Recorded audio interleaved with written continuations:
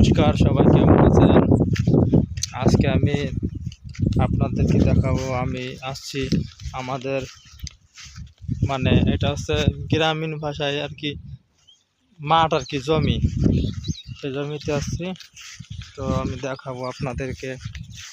এখানে অনেক জল হয়েছে দেখা যাচ্ছে, আর ওই যে একটা দেখছেন। তো আমি দেখাবো, আর ওই যে আমার সাথে যে ঘুরে আর কি দেখাবো।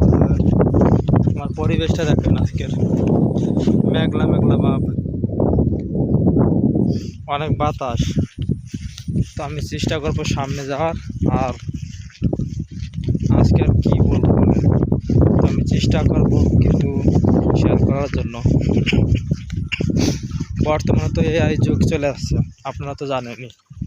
আমি কিছুদিন ধরে আমার নিজের কন্টেন্টের পোস্ট করার সময় আমি নিজের ছবি দিয়ে এআই দিয়ে আমি আমার যে ক্যাপশনগুলো, হ্যাশট্যাগুলো বা আমার যে ছবি দেখেন আপনারা, পোস্টার, যে পোস্টের আগে যে পোস্টারটা দেখেন, পোস্টার দেখার পরে আমার ভিডিওটা দেখেন আপনারা। তো আমি ওইটা এআই দিয়ে করা ঠিক আছে। তো আপনারা যারা কন্টেন্ট বানাচ্ছেন তারা অবশ্যই আপনারা এআই ব্যবহার করতে পারেন। বিভিন্ন ধরনের এআই আছে, এআই টুলস আছে। আমি যেহেতু ChatGPT তো নাম শুনছেন, ChatGPT দিয়ে করছি। তো আপনারা বিভিন্ন ধরনের এআই টুলস আছে, আপনারা সেটাও ব্যবহার করতে পারেন,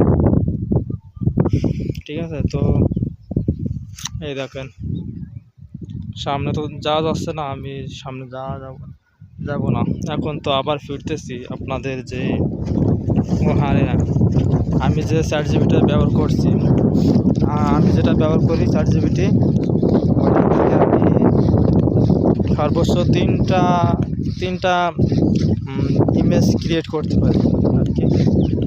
আপনারা যে ধরনের ইমেজ ক্রিয়েট করবেন সেই ধরনের ইমেজ দেবেন, যে কোনো ধরনের ইমেজ দিলেই হবে। আপনার একটা ছবি হবে, ছবি দেবেন, ছবি দিয়ে আপনারা ওইখানে আপলোড করবেন, করে তারপরে আপনারা কোন ধরনের কন্টেন্ট পাবলিশ করবেন বা হুক লিখবেন, মানে ক্যাপশন যেটাকে বলে, ওই ধরনের ক্যাপশন লিখে আর ChatGPT দিয়ে ক্যাপশন লিখে তারপর আপনার ওই ইমেজটা আপলোড করবেন। আপলোড করে তারপরে লিখে দেবেন যে পোস্টার ডিজাইন, এরকম একটা লিখে দেবেন যে কোন ধরনের চাচ্ছেন, ঠিক আছে। পোস্টারটা কোন ধরনের চাচ্ছেন সে ধরনের নাম দিয়ে দিলে অটোমেটিক চলে আসবে, ঠিক আছে। আপনার প্রথম একটা আসবে, যদি ওইটা ভালো না লাগে আবারও ক্রিয়েট করে আবারও দিতে পারবেন, ঠিক আছে।